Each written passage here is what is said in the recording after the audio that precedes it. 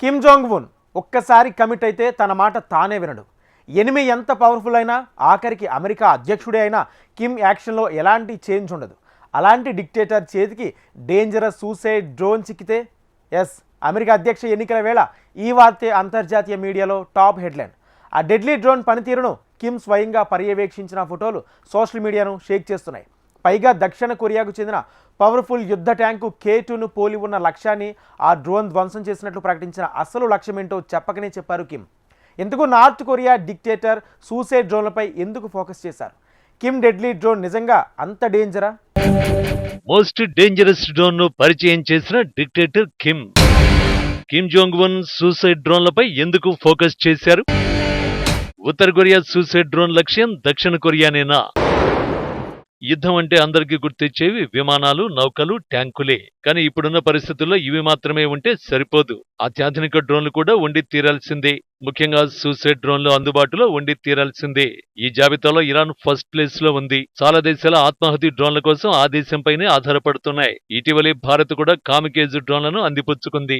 ఇలాంటి సమయంలోనే కిమ్ ప్రపంచానికి ఊహించని షాక్ ఇచ్చారు. తన దగ్గర కూడా సూసైడ్ డ్రోన్ ఉందని ప్రపంచానికి పరిచయం చేశారు. పైగా ఆ డ్రోన్ ను అధ్యక్షుడు కిమ్ స్వయంగా పరీక్షించారు. శత్రు దేశానికి చెందిన టాప్ యుద్ధ ట్యాంకు K2ను పోలి ఉన్న లక్ష్యంపై దాడి చేసిన ఫోటోలను బయటకు వదిలారు. దీంతో ఆ ఫోటోలు సోషల్ మీడియాను షేక్ చేసేస్తున్నాయి. ఇదే కిమ్ డెడ్లీ డ్రోన్. సైన్యాన్ని బలోపేతం చేసే దిశగా ఈ డ్రోన్లను తయారు చేసినట్టు ఆ దేశం ప్రకటించింది. భూ ఉపరితలం, సముద్ర ఉపరితలంపై ఉన్న లక్ష్యాలను ఛేదించే విధంగా వాటిని అభివృద్ధి చేశారు. పూర్తిగా తెలుపు రంగులో ఉండే ఆ డ్రోన్లకు చివర్లో X ఆకారంలో ఉండే రెక్కలున్నాయి. కొరియా అధికారిక మీడియా దీనికి సంబంధించి ఫోటోలతో కూడిన వీడియోను విడుదల చేసింది. డ్రోన్ పనితీరును ఆ దేశ అధ్యక్షుడు కిమ్ పరిశీలించారు. పంట పొలాల మధ్యన ఉన్న యుద్ధ ట్యాంకును ఈ సూసైడ్ డ్రోన్ ధ్వంసం చేయడం వీడియోలో స్పష్టంగా తెలుస్తోంది.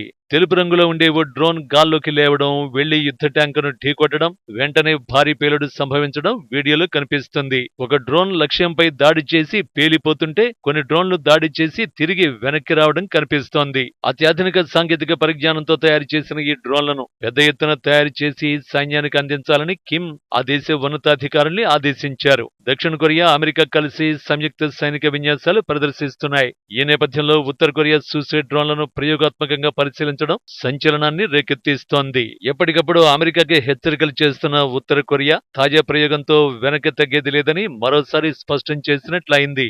అమెరికాలోని లక్ష్యాలను సైతం ఛేదించగల దీర్ఘశ్రేణి క్షిపణుల్ని సైతం సిద్ధం చేసే పనిలో ఉత్తర కొరియా ఉన్నట్లు ప్రచారం జరుగుతోంది. రాబోయే 2 నెలల్లో అమెరికాలో ఎన్నికలు సమీపిస్తున్న తరుణంలో ఆ దేశంపై ఒత్తిడి పెంచడమే లక్ష్యంగా కిమ్ ఈ ప్రయోగం చేసినట్లు నిపుణులు విశ్లేషిస్తున్నారు. తమ దేశంలో అణ్వస్త్ర సంపదకు కొదువలేదని ప్రకటించడమే ఈ ప్రయోగం వెనుక ఉద్దేశం అయ్యుండొచ్చని తెలుస్తోంది. సైనిక వ్యవస్థను మరింత బలోపేతం చేయడంలో ఈ సూసైడ్ డ్రోన్ ఉపయోగపడుతుందని ఆ దేశం భావిస్తోంది. అయితే కిమ్ ఈ తరహా డెడ్లీ డ్రోన్లపై ఫోకస్ చేసింది ఇప్పుడు కాదు. చాలా కాలం క్రితమే యుద్ధ డ్రోన్లపై నార్త్ కొరియా డిక్టేటర్ దృష్టి సారించారు. ఈ క్రమంలో గత ఏడాది ప్రపంచాన్ని వణికించే అండర్ వాటర్ న్యూక్లియర్ డ్రోన్ ను పరిచయం చేశారు. అప్పట్లో ఈ డ్రోన్ తీవ్ర చర్చకు కారణమైంది. చూడటానికి టార్పెడోలా కనిపిస్తున్న దీని పేరు హెయిల్. హెయిల్ అంటే కొరియా భాషలో సునామీ అని అర్థం.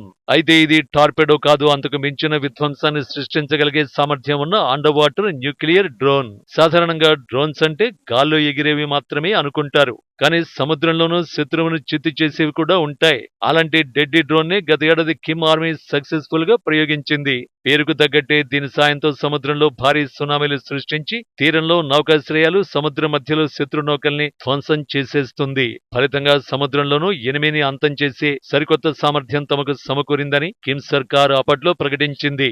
అదే నిజమైతే రష్యా తర్వాత ఈ సామర్థ్యం ఉన్న రెండో దేశంగా నార్త్ కొరియా నిలుస్తుంది. ఇక ఈ డ్రోన్లను ప్రయోగిస్తే సముద్ర మట్టం అనూహ్యంగా పెరిగి పరిసర ప్రాంతాలను పూర్తిగా ముంచెత్తుతుంది. ఈ డ్రోన్ ను సముద్ర మధ్యలో ప్రయోగించి శత్రు నౌకల్ని ముంచేయొచ్చు. అదే తీర ప్రాంతంలో ప్రయోగిస్తే సమీపంలో ఉండే పోర్టులతో పాటు నగరాలకు నగరాలే నామరూపాలు లేకుండా పోయే ప్రమాదం కూడా ఉంది. మరోవైపు అండర్ వాటర్ న్యూక్లియర్ డ్రోన్ ను ప్రపంచానికి పరిచయం చేసినప్పుడే ఉత్తర కొరియా అధికార వార్తా సంస్థ KCNA మరో షాకింగ్ విషయం చెప్పింది.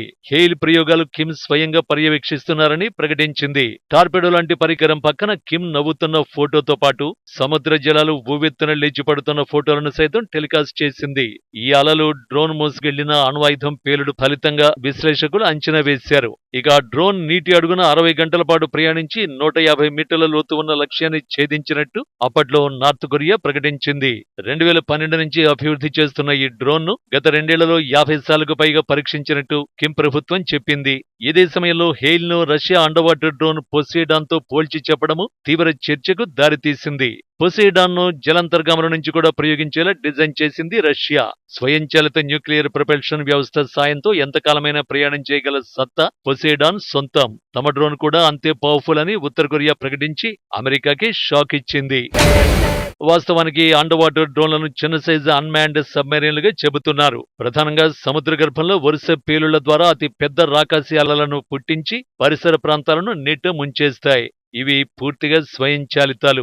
యుద్ధ నౌకలు ఇతర ప్రాంతాల నుంచి కంప్యూటర్లు, సెన్సర్ల ద్వారా వీటిని నియంత్రిస్తూ ఉంటారు. ఇలాంటి అండర్ వాటర్ డ్రోన్లు 1950ల నుంచే ఉనికిలో ఉన్నట్టు మిలిటరీ ఎక్స్పర్ట్స్ చెబుతున్నారు. ప్రస్తుతం ప్రపంచవ్యాప్తంగా 20కి పైగా ఇలాంటి డ్రోన్లు వినియోగంలో ఉన్నట్టు అంచనా. ప్రస్తుత జనరేషన్ లో మాత్రం వీటిని సబ్మెరీన్ల ద్వారా అమెరికన్ నేవీ 2015లో తొలిసారిగా మోహరించింది. అండర్ వాటర్ డ్రోన్ ప్రమాదకరమైన చాలా పనులను గుట్టు చప్పుడు కాకుండా చక్కబెడుతుంది. వీటిని ప్రయోగించడం ద్వారా శత్రు లక్ష్యాలను ఛేదించడం ఒక్కటే కాదు, ఎనిమి దృష్టిని డైవర్ట్ చేసి ప్రధాన జలాంతర్గామితో దాడి చేసేలా కూడా ఉపయోగించుకోవచ్చు. అప్పుడు అండర్ వాటర్ డ్రోన్, ఇప్పుడు సూసైడ్ డ్రోన్ ప్రపంచానికి పరిచయం చేయడం ద్వారా ఎనిమికి కిమ్ ఏదో పెద్ద సందేశమే ఇస్తున్నట్టు కనిపిస్తోంది. ముఖ్యంగా సౌత్ కొరియా యుద్ధ ట్యాంకు K2ను పోలిన లక్ష్యాన్ని ధ్వంసం చేయడం ద్వారా తన లక్ష్యమేంటో చెప్పకనే చెప్పేశారు.